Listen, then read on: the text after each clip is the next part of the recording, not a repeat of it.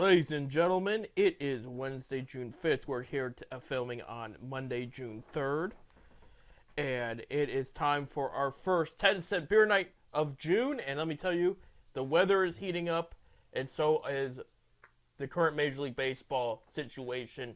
As teams start getting hotter, some teams are cooling off, and some teams, well, they're in the in-between, but you're going to know which way they're going to go soon. Because we're in a very critical month of June, which is, again, very critical. See, this is right before, All-Star break, and this is where things are starting to slowly shape up here for the Major League Baseball season. I'm Seth.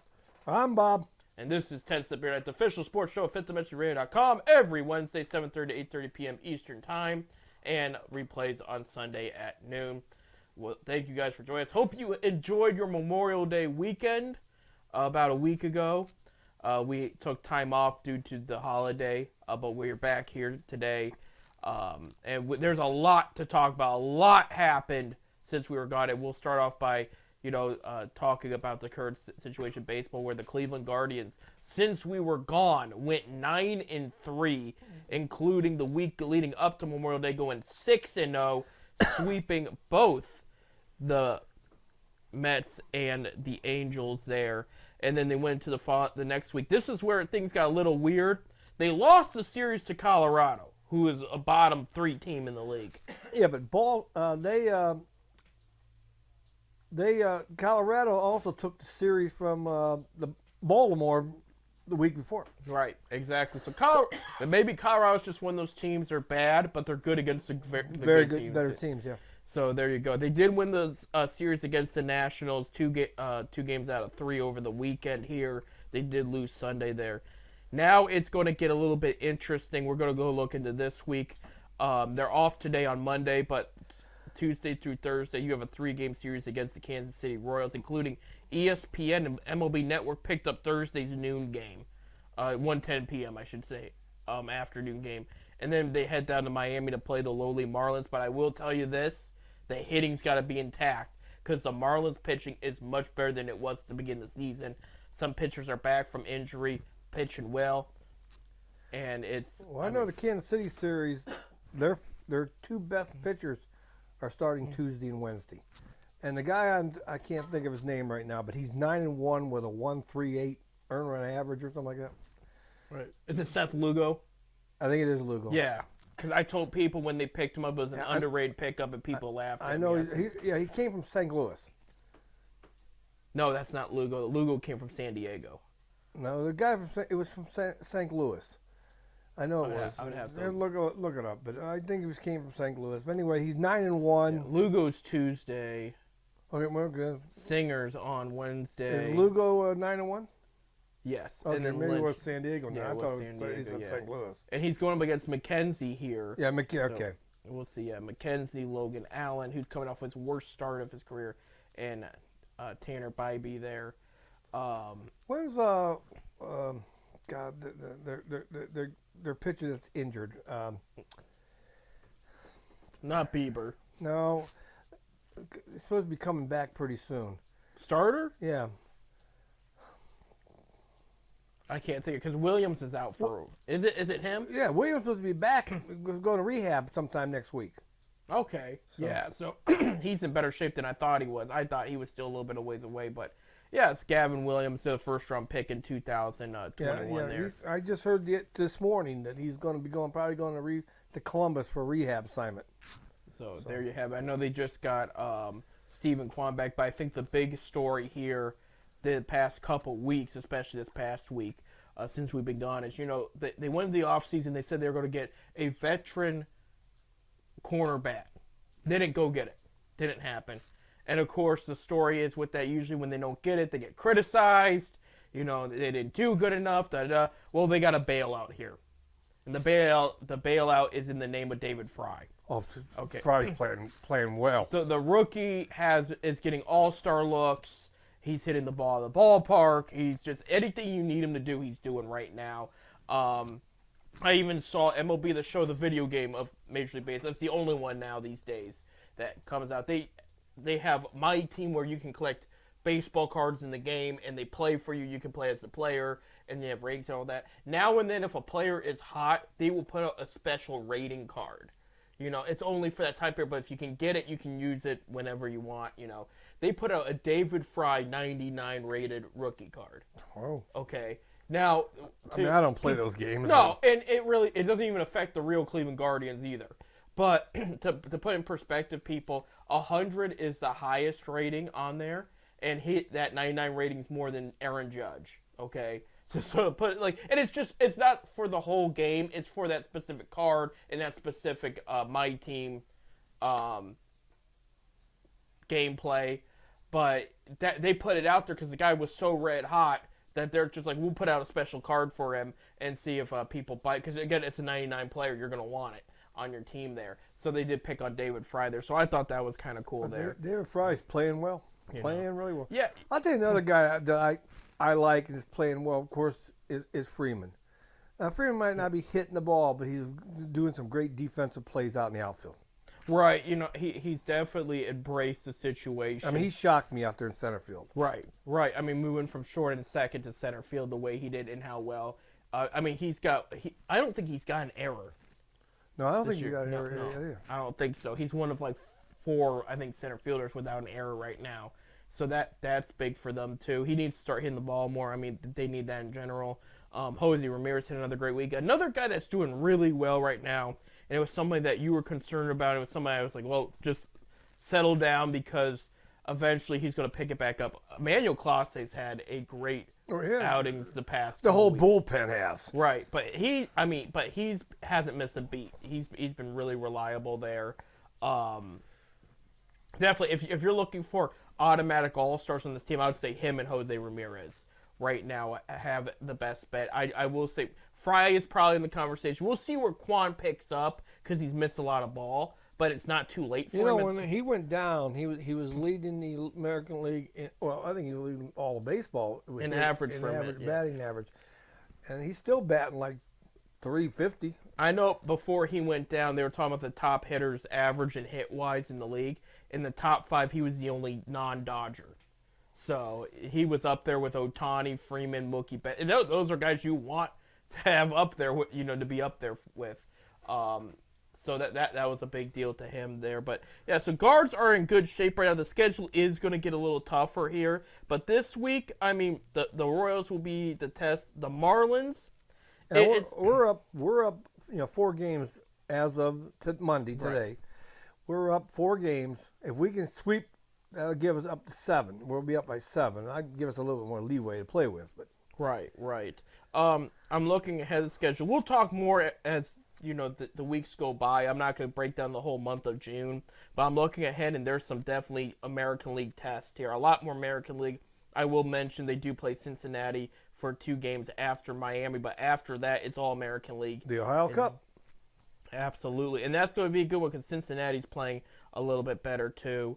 Let's bring up the standings. Why don't we in the American League? We'll start with the AL Central. As Bob said, Guardians are first, 39-20. They're 4 games above the Kansas City Royals, 36-25. 6 games above the Twins, who are 33-26. The Tigers have dipped and are 10 games back, 29-30. And then you got the Chicago White Sox at 15-45 there. In the American League East, the Yankees continue to play well. They had a walk-off home run yesterday with Juan Soto. They're 42-19 in first. Baltimore Orioles fell a couple games behind, 37-20. They're 3 games back behind the Yankees. Boston Red Sox are 30-30, 11.5 games back in third place. The Tampa Bay Rays, pretty inconsistent the past couple weeks, 29-31, 12.5 games back. They did beat a couple good teams, though, since our break. And then the Toronto Blue Jays are 28-30 in their last there. I don't know how serious this is. We talked about Shapiro on the hot seat in trades and whatnot. I guess they've talked about unloading some young talent that they're not sure if they'll sign to a big contract. And I guess Bo Bichette's name has been linked to Cleveland, but I don't know what the asking price is going to be, and I don't know if they're going to meet it. But I don't even know if they're realistically looking, but that would be an interesting addition there in Cleveland because the kid is very, very good. He's had a very slow start to this year, but will we'll see what happens there. Now, I was out at the Rubber Ducks game the other night, Right. and something's brewing. I'm telling you right now, because you had 8 major league scouts sitting behind home plate watching. I don't know if it's for the Fisher Cats or the Rubber Ducks, watching some. Don't get me right. These are minor league kids. They're already signed with major league Right. teams. So there's a deal or a trade in the works. Right. So I don't. And one of the guys I knew, he was there with Detroit. And I know that Cleveland showed some interest in that Flannery, the pitcher, Yeah. for trade. So I wonder if they're thinking of a trade, and he'd be a great addition, a great starter coming in. Right. I just don't see Detroit also trading somebody like that too. There's like right now, Detroit's got the Cy Young winner. If it ended today, Skubal would be the Cy Young winner in the American. They're hurting for position players. Right. I know middle infield is what Detroit's hurting for right now. Right. And I just wondered if the Rubber Ducks shortstop, which looked good to me. All right. But there were 8 scouts there. And you don't see very many pro scouts. I mean, I'm an amateur scout per se. My job is scout amateurs. We got pro scouts that go out there and watch pros for trades and stuff like that. Right. And you don't see very many pro scouts at games where the guys are already signed with certain teams, unless there's a trade or something in the works.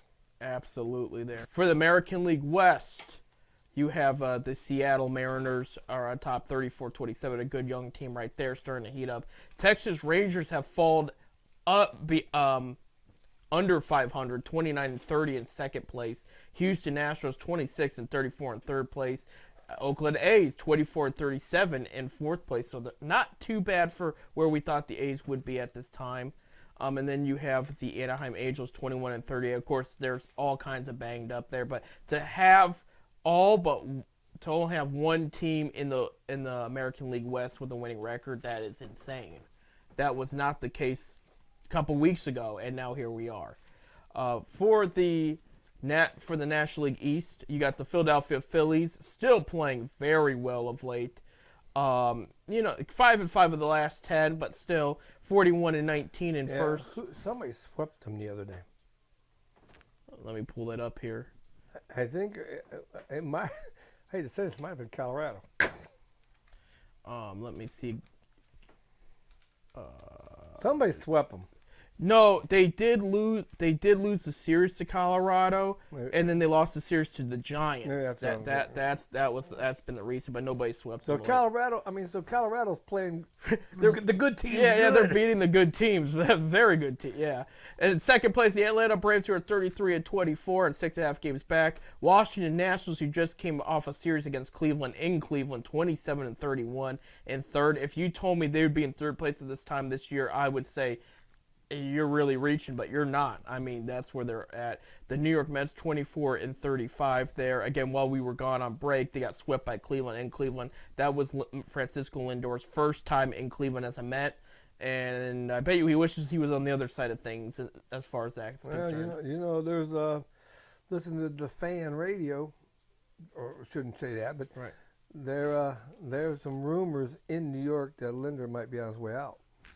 Yeah, they might be done with him there. The Marlins are in last, 21-39. They will play Cleveland at the end of this week here. In the National League Central, the Milwaukee Brewers, 26-23. They've had first place pretty much all year to this point here. This is where things get interesting, folks. Second place, St. Louis Cardinals, 28-29, 7 games back. And you remember our baseball prediction show? I had St. Louis up there. There you go, and I didn't. Yep. The Cubs are in third with 29-31. The Pirates are in fourth with 27-32. They just called up top prospect Henry Davis, the catcher, back up. He started the season off with them. They sent him down. He hit 287 home runs and I think like 17 or 20. It was somewhere but 17, 20 RBIs within a short span. And they're like, yeah, he's ready to come back up. Unfortunately, Bob, the Reds are in last, 26-33. Their pitching fell apart. They're not hitting the ball. Yeah, And I pretty much told you that earlier in the year too. well, and it's funny because while we were gone on break, Bob, they swept the Dodgers.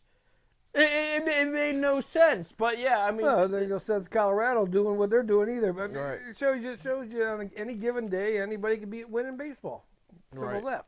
absolutely. In the NL West, the LA Dodgers had a much better week this past week. The week before was not good at all. 38-23 is the record. 6.5 games back is the San Diego Padres at 32-30. The San Francisco Giants 29-31, 8.5 games back. Blake Snell may be going to the injured list for the third time this season. He got pulled yesterday for some nagging pain, and they're looking at it. It's not official, but it's likely. And I'm telling you, this guy cannot catch a break. He'll win a Cy Young and then get injured and fall apart the very next year. It's been the story for his career there. Arizona Diamondbacks 27-32. I thought they'd be a little better off at this time of the year. They have not. Played very inconsistently. And then the Rockies are 21-37, which is funny because they're tied for the three-way tie with the Angels and the Marlins for second worst win total in the league. But they're playing well of late too. So yeah, but give them the first place teams, they'll beat them. yeah, really. It seems that way. Right. If I'm a top team, I'm afraid of that team near the end of the season, not right now. But I am, like I told you earlier, St. Louis has too much talent. Too much talent to be where everybody thought they was going to be at the bottom. Right. They're playing good ball now. Right. That's not saying they're going to stay there, but on paper, they got a very good team. They do. There's a lot of good prospects there. I realized this morning I was doing some fantasy baseball stuff. I didn't realize Paul Goldschmidt is 36 years old. No. He's been around for a while, and that's why he hasn't been swinging the bat very well this season, which is rare. This guy has always swung the bat well. That's what he was, known for. That's why they picked him up. But him and Nolan Arenado have just not had the statistics they thought. Arenado's doing a little bit better there. But overall, you look at everybody else on the team, they're starting to catch on. They're starting to play better. It's St. Louis, it'll be interesting where the rest of that National League Central goes because, with the Brewers too, different management, different situation. They have some guys who've been talking about moving at trade deadline. That whole division could change up before you know it. So, and that's why I'm very curious when the schedule gets harder for the Guardians, what that division's going to look like as well. But I'll tell you what, the Central Division of the American League could be one of the better of all the divisions. And we had them as the worst. We had it as the worst. I mean, Kansas City's only 4 games back. Right. Minnesota's 6 games back. I mean, so it's still. Detroit's not far off. Detroit's not playing terrible ball, but they're not out of it either as far as that's concerned. Last I looked, it was a possibility if the playoffs would start today. I know Cleveland and Kansas City would be as a wild card team. Right. Last I looked. So there could be 2 teams in this division. And we didn't. We was hoping we knew only one was going to make it. But right. If it stays that way, but right. It's still got 100 games left. Right. Absolutely. There's still a lot, and I'm going to be curious. I want to end on this note because we're about out of time for this segment. But I'm curious at what the second half is going to look like because people got to remember this isn't a Tito Francona team anymore. When it was, you could bank on them bouncing back and having a better second than the first half. I just wonder what people's going to think if the Indians, the Guardians, You're right, and if they would win the division, go to the play, if they would go to the World Series, what's it going to look at to Francona when you got a manager that's never managed before in his life taking him to a World Series game? Think about that. It's a good question. I think you're jumping the gun a bit here because we have to see this team go against better team. They got a lot of talent going up against it later in the month. But I mean, I see them winning if they can. Even right now with 100 games left, I think it's 111 games left. So if they would win every other game, they're still going to win 90 games because they got 40 games in now. Right. So that's if they go half of them wins. There's 90 wins. Right. 90 wins will get you in the playoffs. Most of the time. Most of the time, yeah. Twice the Indians lost out on 95 wins. But I'm just saying, majority of the time, 90 is pretty much gonna get you in the playoffs. We gotta take a break. When we come back, a lot to talk about in basketball, including the NBA Finals matchup. And while we were on vacation, the Cavs made a decision on JB Bickerstaff. And if you've been living under a rock, they did can him. We'll talk about that and more coming up.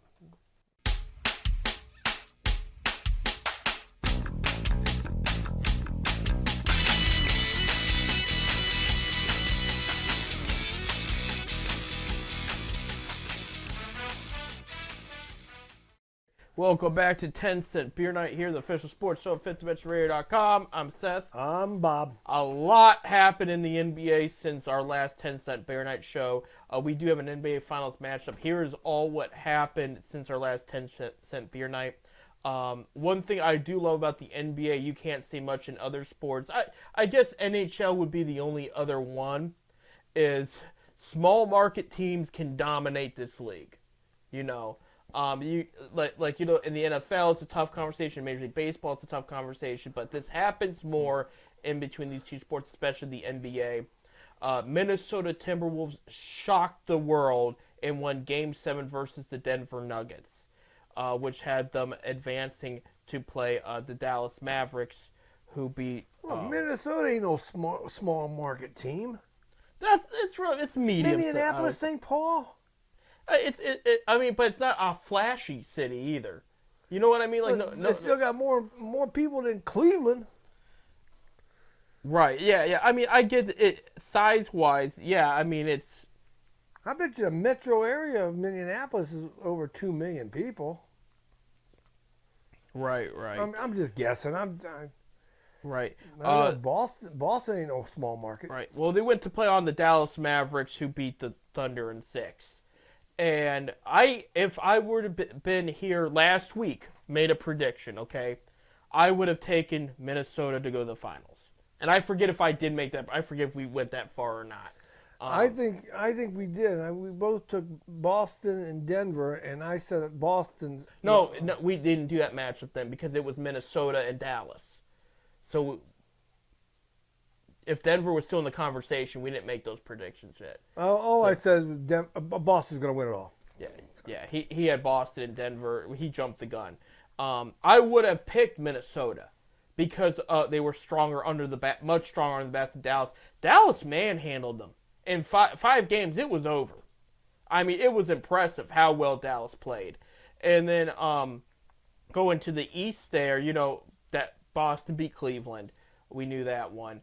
In 5 games. 7 games, Indiana Pacers upset the New York Knicks. And there was your other smaller market team there winning there. It was impressive. However, they after game 1 of the Eastern Conference Finals, Tyrese Halliburton sustained a serious hamstring injury, which that may have been I can't remember if that was game 1 or 2, but he did. It took him out. And in 5 games, Boston had beat Indianapolis. So now you have this Celtics versus Mavericks finals, which a lot of people, I think, early on probably did not see coming. I mean, Boston was definitely in the talks, in the conversation. They won over 60 games this year. They were first place in the East pretty much all year. And then, but Dallas, I mean, it's been an absolute impressive run. Bob, what do you think about this matchup here? Boston in 5. He's going Boston in 5 there. Believe it or not, ladies and gentlemen, I'm going Mavericks in 6. And I said the reason is it's not just because Boston beat Cleveland. It's not to do with that. Boston could win this finals, but I'm looking at the road that these two teams took. Okay, you have Boston, and by the way, everybody won fair and square, but they went up against the Heat and didn't ever play Jimmy Butler. He was hurt. That's their best player, okay? They go on and play Cleveland. Mitchell misses the last 2 games. Jared Allen doesn't play any of the games, and Karis LeVert misses the last game. Well, what my opinion with that is. I don't think nothing was wrong with, especially Mitchell. We'll get to that in a little bit. They go and play the Pacers, and Tyrese Halliburton is hurt. Okay? So, I mean, they've earned it. I'm going to say Boston earned it. I'm not taking it away from it, but that's, that was their road to the finals. let's now talk about Dallas. They win against the Clippers, who, by the way, were very good this year. That is James Harden, who actually, for the record, worked out well for LA after that trade. Kawhi Leonard, who was a little banged up, I will say, in that series. Paul George, and then Russell Westbrook. They beat them. They go and play the Thunder. The Thunder were a top 5 team all year. This team was very, very good. Thunder gave Dallas fits, but Dallas turned around and beat them.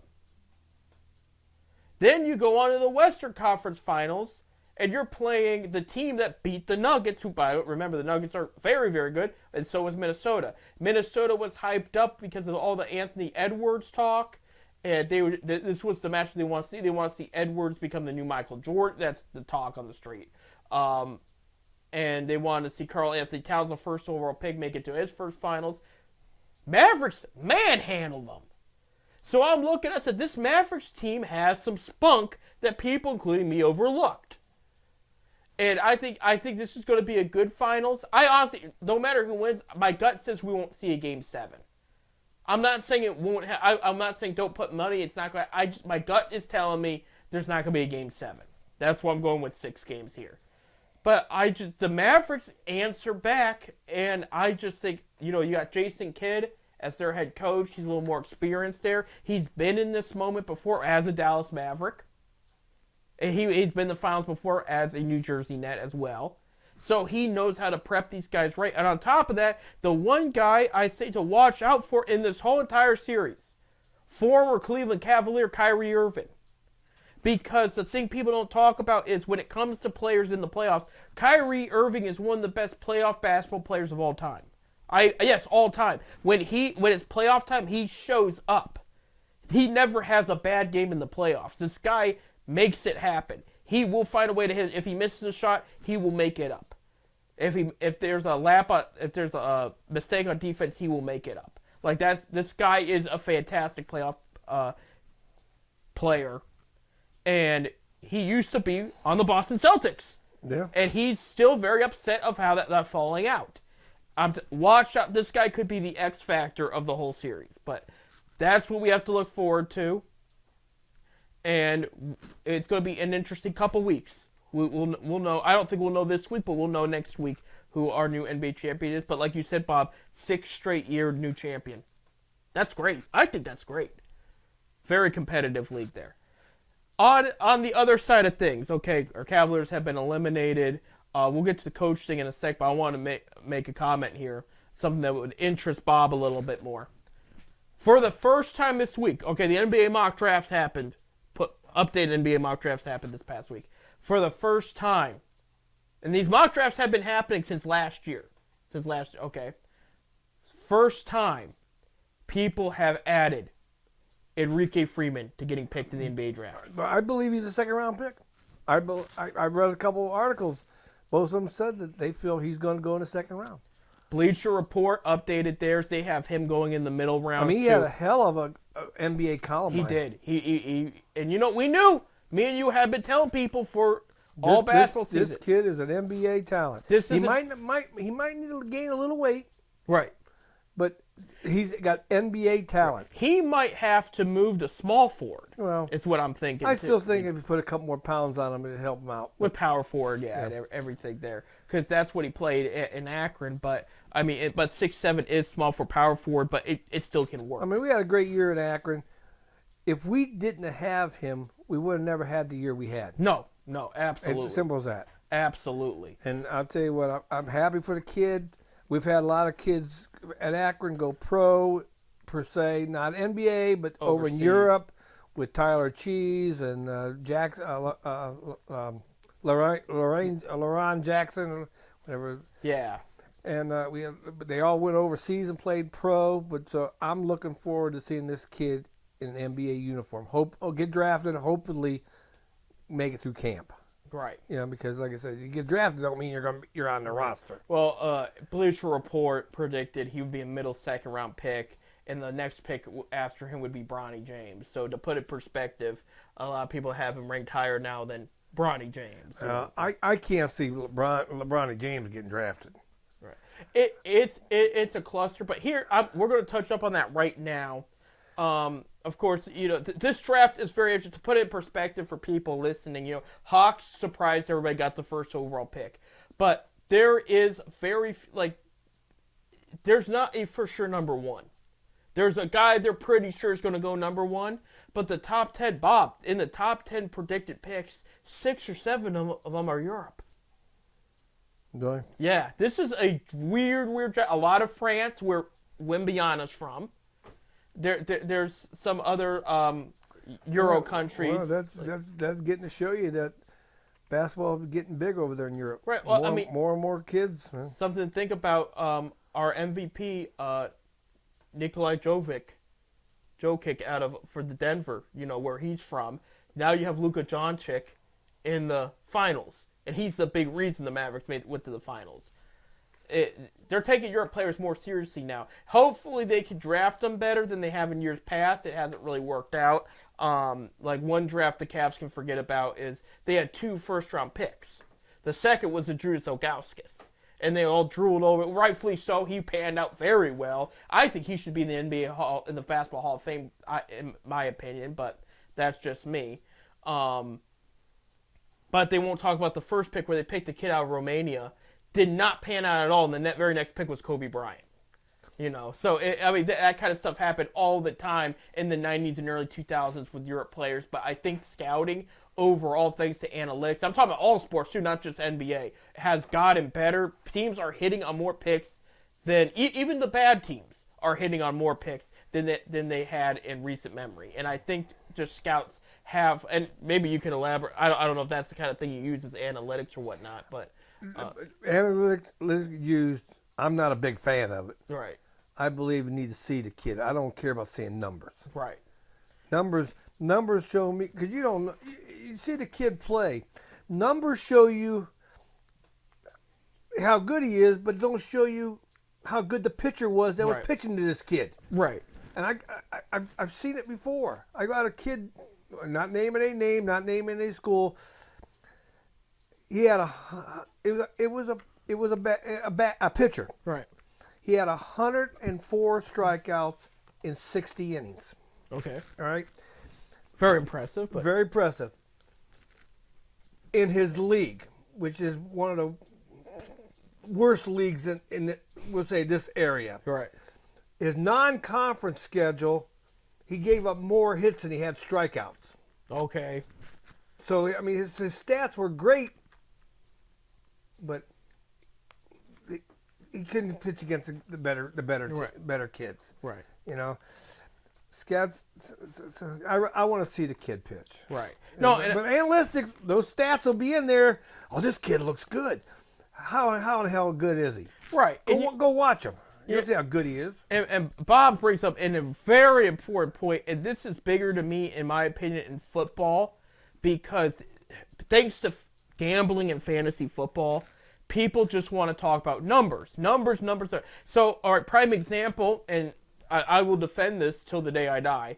Myles Garrett wins Defensive Player of the Year this past year, okay?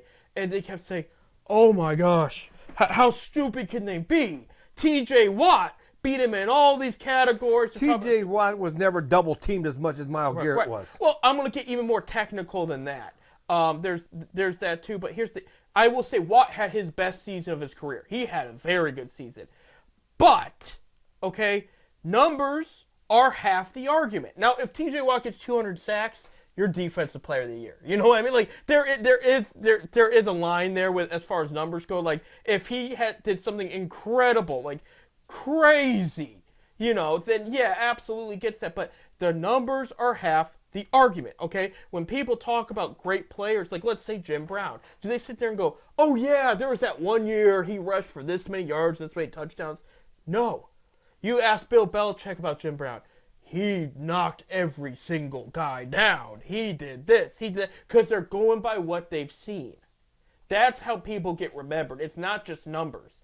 And okay, I don't believe in logistics. There's the numbers and everything. Yeah, but Myles was top 5 in most of those categories. Okay. On top of that, okay, you have T.J. Watt.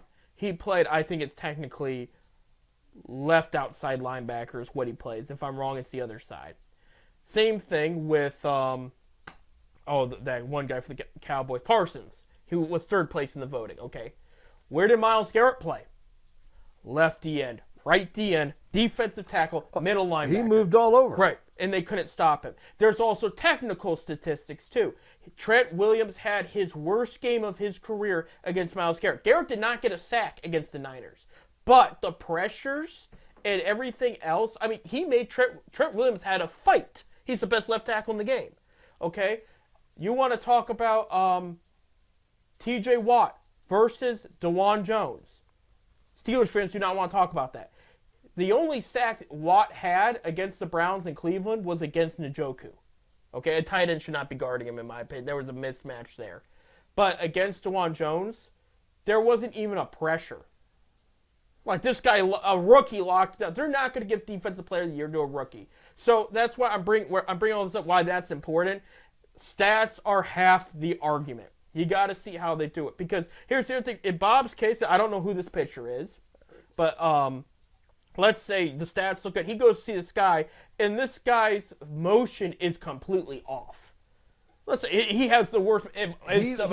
He was a good pitcher for his league. Right.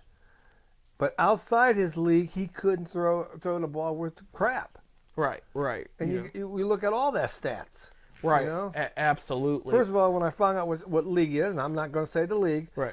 What league he was, the first thing I said is, I'm willing to bet you half those wasn't even legit. Right. I mean, they was, because I know the leagues. Right. I mean, I'll bring up another example real quick because we're running out of time, and we'll finish off some of our other conversation in the next segment. But I saw a great mini YouTube documentary on Anthony Bennett. Do you remember him? Mm-hmm. The worst first overall pick of all time. The Cleveland Cavaliers selected him. Ended up trading for Kevin Love, so it worked out for the Cavs anyway. And people were like, how did this happen? How did they let this happen? Well, in their defense, okay, Bennett, first of all, was rising up the charts like crazy the last week up until the draft. So many teams were sold on him. They said, this kid's got talent. Okay? They were watching for a while. The statistics made sense. The play made sense. So what did they miss? It turned out it was a mental thing. And what it was is this kid in Canada, and then when he played for UNLV, he rolled out of the bed the best player on the court. He didn't need to do extra work. He just needed to be in shape, keep his game on tact. Because when he played, he was the best player on the court. He didn't play against some of the higher schools in Division I. But he did play against Division I schools, but he didn't play against Duke, North Carolina, all them. He played with UNLV, which is it is a weaker conference. You know, it's not the weakest, but it's a weaker. Okay, and then in high school he did well. So when he gets to the NBA, oh no, I have to do extra work, and I don't know how to do that. And I don't know if I want to put the effort in doing that because I've never done that before. And it just goes to show you there's things in the background scouts can't see behind those numbers. Right. You know what I mean? And that's what happened. And it's sad because that's the reason why I like to go out and see the kid. Right. I want to go out and see the kid. I want to talk to his coaches. I want to talk. When we're going to draft a kid or put him on the draft board, I have to go to the house, meet the family, meet the parents, talk to everybody, talk to his guidance counselor. I even talk to his girlfriend or his wife if he's married. I mean, right. But we got to get to know the kid. Right. I'll sit. I even go watch him if a baseball play. Of course, I'm scouting for baseball. I'll go see him if he plays another sport. I'll go up and see him his athletic ability playing basketball or football. Right. So I know he's got that athletic ability. Logistics, the old timers will take. The young guys, the new scouts, the young scouts, they like that logistics crap. Right. It's like the movie Trouble with the Curve. The old scout, he hears the sound. The guy in the press box saying, "Look at this! Look at these stats! Look at these stats! Look what this kid can do." Well, when he gets there, the kid cannot hit a curveball. Period. Cannot hit a curveball whatsoever. But and I forget what Clint Eastwood played the scout. I don't, I heard it. I heard the curve. I heard it. your logistics does not show that he can't hit a curveball. Right. I seen it. Right. So there it's a good movie. That's a good movie. It is. I need to see it. It's on my list. Trouble with the Curve. That's Right. the name of it. Right. It was Clint Eastwood directed and produced it too, so you Yeah. know it's And good, Amy so. Adams in it. Yep. Yeah. Yep. I think Justin Timberlake is too. Yeah, If I'm yeah, correct. Yeah. yeah. So He plays the Boston Red Sox scout. Right. He's not the best actor in the world, but I mean, as long as he's not. But Amy Adams is. We got to take a break. When we come back, we're going to update you on the Cavs coach search because there's some interesting details the media is not telling you enough about, and it could really impact the Cavs' immediate future. Stay tuned.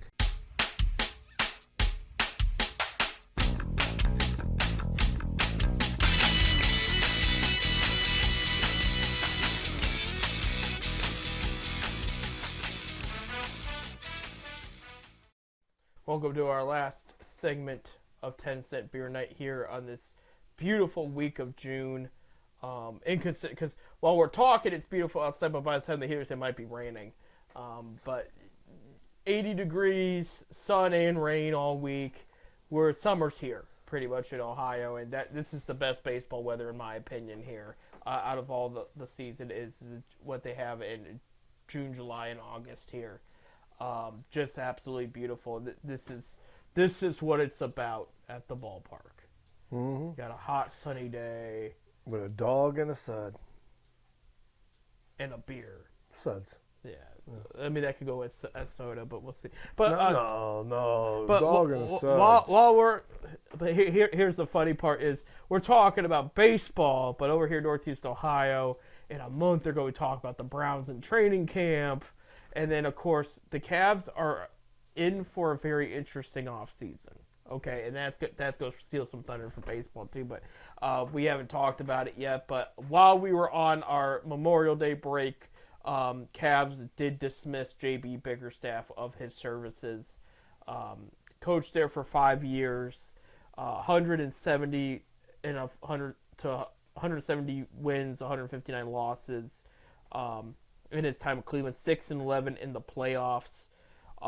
Just there were some issues behind the scenes that a lot of people didn't realize. The guy almost was fired multiple times this past year, given the circumstance. Just when they weren't playing well. He went through most of the season with a lot of injuries. Right. And how can you blame a guy for injuries? Right. I think there's except more for to one it. person I don't think had an injury, but that we'll let it go there. Right. We'll get to that in a bit, and I'm dead serious. We are going to talk about that. It goes beyond injuries. It goes with preparation. I understand that there's a lot of new players this year, so chemistry was a little off at the beginning of the season, which explains the slow start. But there's other, and I'll be honest. I'll be the guy that says it. I was there for Game 7 versus the Magic. It is an experience I'll never forget because that was a Game 7 playoff victory. In my opinion, it was the biggest playoff victory in Cleveland sports since the Browns beat the Steelers in the play. That was a huge, huge playoff win. And I'm not saying of all time, I'm just saying of the last one. And I am the one that's going to sit here and say after watching those first 2 games, this should not have gone to 7 games. And it did just because of inconsistency and just poor adjustments and prep work. For the record, I like J.B. Bickerstaff. I thought he did a fine job. I really did, but I understood if they wanted to walk away from it. And here's a statistic for you that doesn't hang very well. The past 3 seasons, I'm just going by the past 3 because those were like more when the team was good and talented. He won at least 44 games in those past 3. But from March 1st to the end of the season, okay, he went 30-33. And winning teams cannot have a losing record in that. I mean, at all, but I mean, like, specifically that time period. That is when you're getting prepped for the playoffs. And if you can remember, Bob, we were concerned going into the playoffs because the couple weeks before the playoffs, they did not look good. No. They stepped it up, thankfully. And I get it. Like, they did play the Boston Celtics in the second round. And then there was some questionable, players sitting. But the decisions, I should not questionable. That was not the right word to term. Questionable injuries, I should say. But at the end of the day, they just felt this guy had done what he could, and even Marcus Morris, who was on the team. He's probably not going to be. Is his contract's up? He probably won't be on the team next year. But he said he could tell in that locker room they needed a different voice. So that's where the Cavs are right now.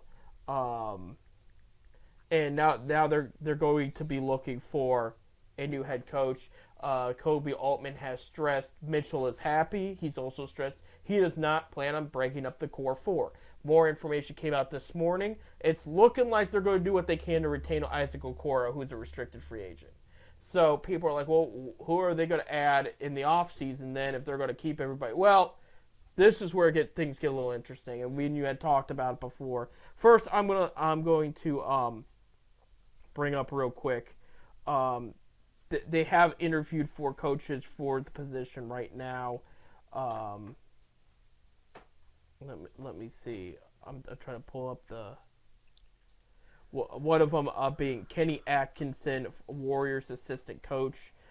Atkinson's situation is very interesting. He was a head coach with the Nets, and it was reported that Jared Allen and Karis LeVert played under him during that time period. They raved about the guy. This is an offensive mind there. He's with the Warriors now. He's been under Kerr. He's been under Mike D'Antoni. He's been under Ty Lue. There was another big name head coach he's been under, but I mean he's been under some serious masterminds in his career. Let me see if I can pull that up here. But this is the guy. He's rumored to be favored, but there's been some things that have changed since then that could change it up. But this is the rumored. He did win a ring with the Warriors too as an assistant coach. Let me see, Nets, Clippers. He was under Ty Lue. Mike Budenholzer was the other guy when he was with that good Atlanta team he was under. So his name is there. Another guy that the Cavs like that the Lakers like. Oh, we just actually got breaking news. They're going to also interview. I'm going to get to everybody here. Micah Nori, assistant coach of the Minnesota Timberwolves. Yeah. So there was rumors that he's from Ohio. There had been rumors that they might be interested. Now that's official. And that's going to be the 5th coaching candidate. I'm trying to pick up this name here.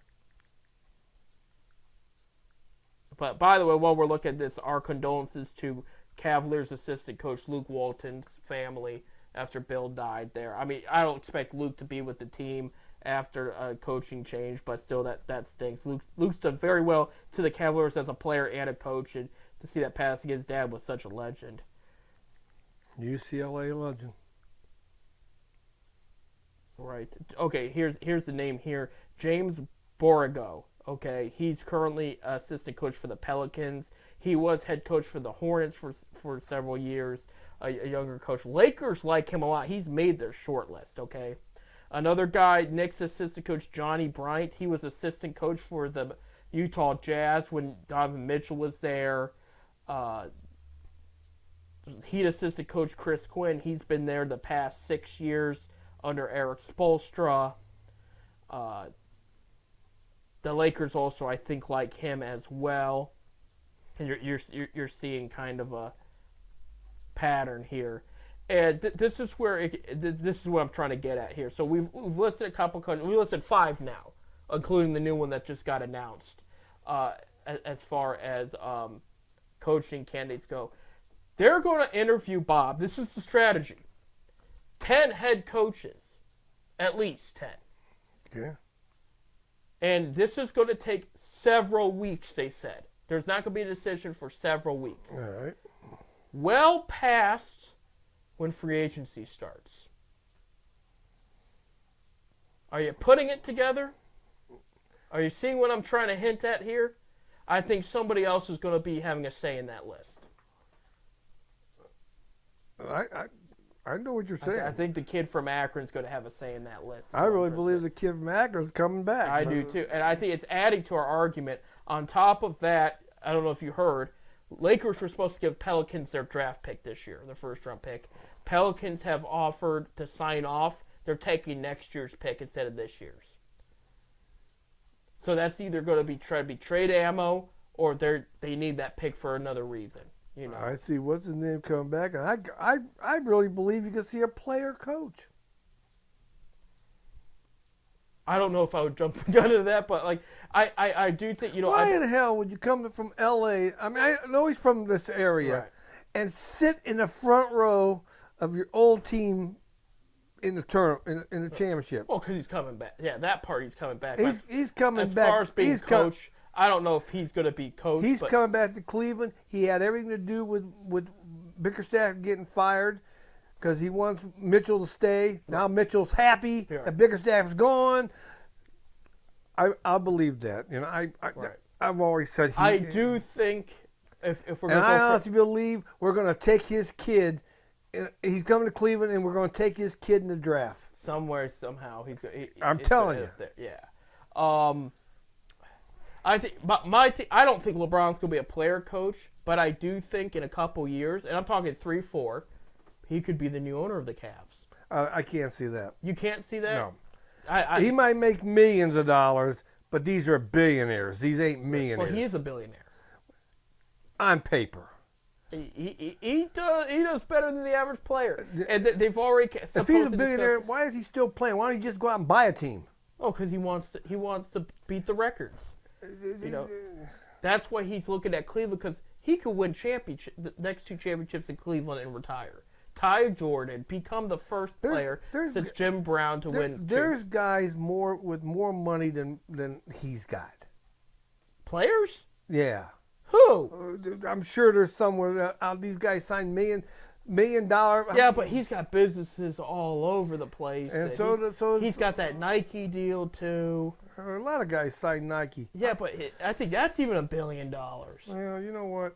Well, then he can have it. He can let the little 5-year-olds over there in Indonesia make his shoes for him. I think it's China, but that's okay. Well, whatever. No, but my point being is, I think somebody else is going to be looking at that list. First by of the time all, it's ready. I don't wear nothing with Nike on it.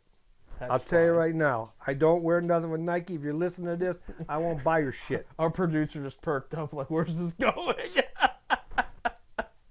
You know, we're going because of a certain person likes to kneel, and you gave him a deal.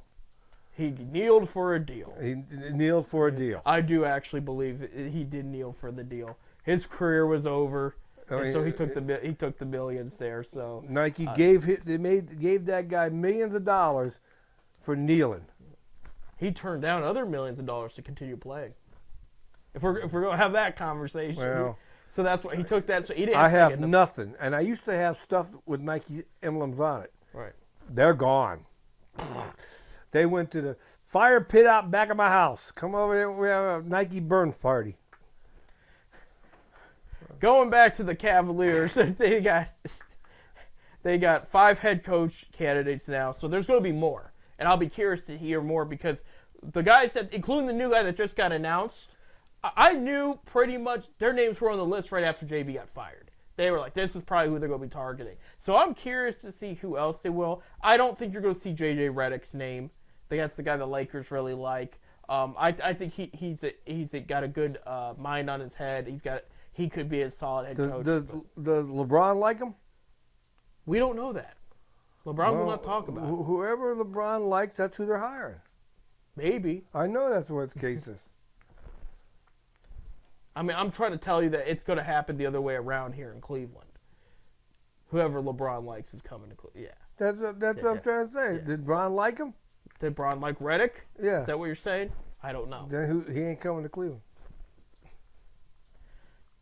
That's a whole thing there. Gosh damn. But I still think he'll never own an NBA team. No, I think he will. Yeah, Yeah. I think it could be Cleveland, but I'm telling people, if they make a move this offseason, it will be a couple rookies and LeBron James. That is what I'm saying. Most of this team is staying together. The core 4 is still here. He needs the core 4, because if you're LeBron and you stand there, you got Mitchell, Garland, Mobley, and Allen. you got it made.